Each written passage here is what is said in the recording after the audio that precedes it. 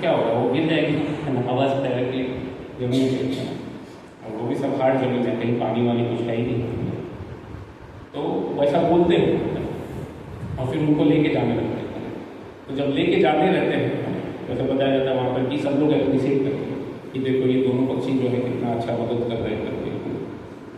तो वो धीरे धीरे जैसे जैसे ये बार बार वो कछुआ सुनता है तो उसको बहुत और लगने लगता है कि सब लोग इनको क्यों एप्रिशिएट कर रहे हैं, कोई मुझे क्यों नहीं बोल रहे, मैं भी तो पकड़ के बैठा हूँ है ना, मैं भी तो मेहनत कर रहा हूँ ना, ऐसे थोड़ी जो है कि मैं मेहनत नहीं कर रहा हूँ। तो वो बताने के लिए, लोगों को बताने के लिए मुँह खोलता है और फिर जाता है। तो ऐसे भौतिक जगत में भी लोगों की स्थिति वैसी है कि अननेसेसरी जितना एक व्यक्ति बोलता है तो जरूरत से ज़्यादा नहीं बोलना चाहिए भौतिक चीज़ों के बारे में। एक व्यक्ति को जहाँ तक हो सके शांत रहना चाहिए। इसके लिए बोला जाता है कि एक व्यक्ति को मतलब यानी ये एक भक्त का लक्षण भी बोला जाता है मौन रहता है, मतलब शांत रहता है। किस चीज़ के लिए, भौतिक चीज़ों के बारे में। ऐसा नहीं कि वो कुछ नहीं बोलता है, भगवान की कथा बोलने के लिए कंटिन्यूस बोल सकता है, लेकिन भौतिक चीज़ों के बारे में बहुत ज़्यादा बोलने का इच्छा नहीं है। तो कभी कभी कुछ लोगों को ऐसा इच्छा रहता है तो प्रभुपाद बोलते हैं कि कुछ लोगों को उनके गुरु महाराज बोलने करें तो वो क्या करते हैं, मौन व्रत धारण करते हैं।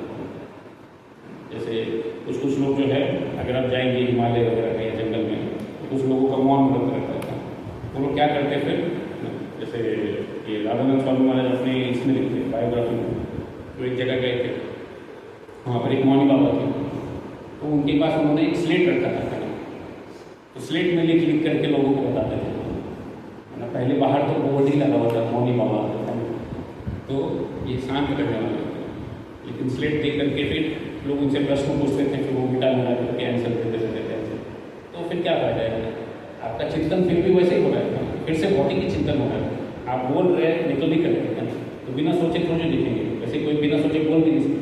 तो उनको शांत रहने के लिए क्यों बोला कि आप भौतिक चीज़ों के बारे में सोचिए मत, बोलिए मत, लेकिन फिर भी वो लिख करके बता रहे हैं और उनका चिंतन उसके द्वारा। अभी क्या होगा, उसके ऊपर भी पैर लगाना पड़ेगा, लिखना भी होगा। तो क्या होता है, कभी कभी जो है एक व्यक्ति इतना ज़्यादा आसक्त हो जाता है भौतिक चीज़ों से कि उसको पर्पस ही नहीं समझ में आता कि ये सभी चीज़ें क्यों हैं। वैसे इस भौतिक जगत में इतना कष्ट क्यों है ना, ये क्लियरली भगवदगीता भागवत में बताया गया।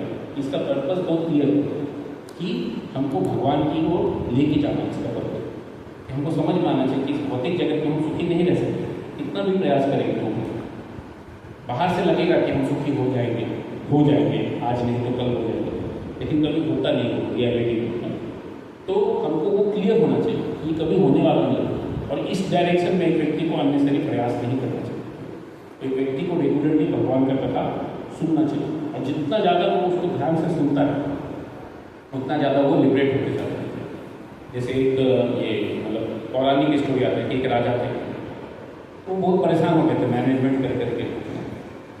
तो वो बोलते हैं कि मैं कैसे खुश हो सकता हूँ, आप लोग बताइए। तो बहुत सारे मिनिस्टर लोग अलग अलग सजेशन देते हैं कि आप घूमने जाएंगे करके, नहीं तो हम कुछ हास्य सम्मेलन रखेंगे, कभी लोग आकर के अलग अलग चीज़ें बोलेंगे, या कुछ एंटरटेनमेंट करेंगे ना, खेल कूद करेंगे। ऐसा बहुत सारा चीज़ ट्राई करते हैं लोग, लेकिन राजा फिर भी डिस्टर्ब होता है। ये सब चीज़ों को कुछ रखा नहीं है, सब बच्चों का खेल है, मुझे कुछ इसमें एंजॉयमेंट नहीं आ रहा। तो फिर बाद में जो है वो एक ऋषि को देखते हैं घूमते घूमते, तो वो क्या देखते हैं कि वो ऋषि के पास कुछ नहीं है, लेकिन फिर भी उसके चेहरे पर जो है एक सुकून दिख रहा है, संतोष है उसके चेहरे पर, और वो जो है वो सुख से रह रहा है। तो एक व्यक्ति का फेस देख के पता चलता है। ऐसे कुछ लोग बोलते हैं कि इसके चेहरे पे ही 12 बजा हुआ है, देख के बता सकते हैं ये क्या बहुत परेशान है, तो फेस देख के पता लग जाता है।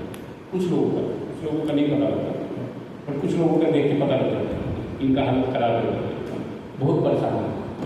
तो वैसे ही जब उन्होंने उस साधु को देखा तो उनको लगा कि काफ़ी संतुष्ट है, काफ़ी सुखी है, तो इनको पूछना चाहिए मुझे कि क्या करना चाहिए। तो उनके पास जाते हैं और बोलते हैं क्या बताइए मुझे क्या करना चाहिए, मैं कैसे सुखी हो सकता हूँ, बहुत परेशान हूँ। हालांकि राजा हूँ, इतना कुछ सुख सुविधा है मेरे पास, लेकिन फिर भी प्रॉब्लम बहुत है। तो क्या बोलते हैं कि ठीक है आप क्या कीजिए, सब कुछ छोड़ छाड़ करके 10 दिन के लिए मेरे पास आ जाइए, 10 दिन मेरे साथ रहिए, तो आपको समझ में आ जाएगा कि क्या करना है। तो शुरू में बहुत निरंतर 10 दिन कैसे छोड़ करके आ सकता हूँ, मैं इतना बड़ा मैनेजमेंट है पूरा। लेकिन फिर वो सोचते कि ठीक है 10 ही दिन का बात है, ऐसा कोई बहुत बड़ा कोई चीज़ नहीं है, क्योंकि मैं ऑलरेडी इतना सारा टाइम स्पेंड किया इधर उधर की चीज़ों में, मैं ये खेल कूद वो घूमने जाओ, इधर जाओ उधर जाओ, इससे ज़्यादा ही टाइम मैंने स्पेंड किया इसमें। तो 10 दिन ये बोल रहे तो 10 दिन दे के देखना चाहिए। तो उनके साथ में जाते हैं, ठीक है, और बोलते हैं किसी को साथ में नहीं लेके आने का, राजा का देश में एकदम सिंपल ड्रेस में आइए मेरे साथ हम 10 दिन पहले, वहाँ उनको लेके जा करके फिर वो भगवान का कथा रोज सुनाते थे, अलग अलग कथा, प्रहलाद महाराज का कथा, ध्रुव महाराज का कथा, ऐसा रोज जो है उनको भगवान का कथा सुनाते थे। और 10 दिन कैसे बीत गए उनको ही नहीं समझ में आया। और फिर वो कोई मालूम लगा कि 10 दिन, अभी वो खुद ही साथी बोलते हैं 10 दिन हो गया, अभी आप जा सकते हैं, उनको खुद लगता है कि अभी मैं संतुष्ट हूँ। तो एक व्यक्ति जो है, जब एक व्यक्ति भगवान की कथा सुनता है तो उसका हृदय जो है अपने आप बदल जाता है। क्यों? क्योंकि भौतिक चीज़ों में कुछ संतुष्टि नहीं है, भौतिक चीज़ें एक व्यक्ति को सिर्फ डिस्टर्ब करती है। तो एक व्यक्ति को इस प्रकार से प्रयास करना चाहिए, हम ज़्यादा से ज़्यादा भगवान की कथा में अपने आप को एंगेज रखेंगे, और जितना ज़्यादा हम भगवान की कथा सुनेंगे और डिस्कस करेंगे उतना ज़्यादा जो है हम इस भौतिक जगत से लिबरेट हो सकते। जैसे नैमी साधन में भी किसी लोगों ने वही पूछा कि इस भौतिक जगत में ये इतना सारा कष्ट है, उससे लोग कैसे बाहर आ सकते हैं, खासकर कलयुग में। कलयुग में बहुत सारा प्रॉब्लम है, बोलते हुए कलेर दो से निधे रागे, बहुत सारे दोष है उसमें। उसके पहले और एक श्लोक आता है, काय नरपायुषा सत्य कलो अस्मिन युगे जना मंद सुमंद मति मंद भाग्य ही उपाधि। कलयुग का क्वालिटी बताएगा, प्रायण अल्पायुषा, प्राय रूप से क्या होगा, सब लोग अल्प आयु के होंगे और मंद भाग्य होगा, उनका भाग्य भी मंद होगा, ज़्यादा पैसा ज़्यादा कुछ होगा नहीं, ज़्यादा एंजॉयमेंट नहीं होगा। फिर उनका जो शक्ति है, भौतिक शक्ति वो भी कम होते जाएगा, शारीरिक रूप से शक्ति, मानसिक शक्ति भी कम होते जाएगा, बौद्धिक शक्ति भी कम होते जाएगा, आयु भी कम होते जाएगा। तो सब कुछ कम होने वाला है जिससे एक व्यक्ति एंजॉय कर सकता है। तो ये सभी चीज़ें जो है कलयुग में होने वाली है। और उसके भी ऊपर क्या है, उपाधिता, ये सब लोग आपस में झगड़ते ही होंगे। तो कलयुग का लक्षण है कलह, हमेशा परेशान रहेंगे। लेकिन वहाँ पर फिर ये सभी प्रॉब्लम बोलने के बाद जो है लास्ट में वहाँ पर बोलते हैं लेकिन इसका एक सॉल्यूशन है, क्या कलेर दोष निधि राजे। कलयुग में क्या है, दोष का निधि है, मतलब सागर ही है, दोषों का सागर है कलयुग में, लेकिन अस्थि ही एक वहाँ में, लेकिन एक बहुत बड़ा गुण है कलयुग में। तो वो क्या है, वहाँ पर वो बोलते कीर्तनादेव कृष्ण से मुक्त संगा करो। अगर कोई व्यक्ति भगवान कृष्ण के कीर्तन करता है तो तुरंत मुक्त हो सकता है। तो ये क्या है, ये एक सॉल्यूशन है कलयुग कि साथ में आकर के कीर्तन करना या भगवान की कथा सुनना, जैसे परीक्षित महाराज सुखदेव गोस्वामी ने किया। यहाँ पर भी ये जो संवाद है ये विदुर और मैत्रेय के बीच में, तो विदुर और मैत्रेय आकर के आपस में भगवान का बारे में चर्चा करते हैं। या नारद मुनि और भक्ति वेदांत इसमें किया, नारद मुनि ने सुना, ऐसे बहुत सारे उदाहरण हैं।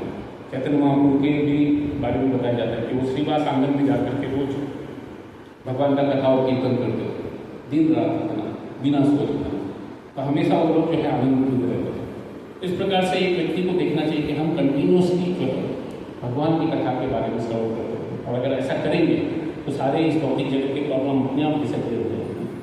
जैसे एक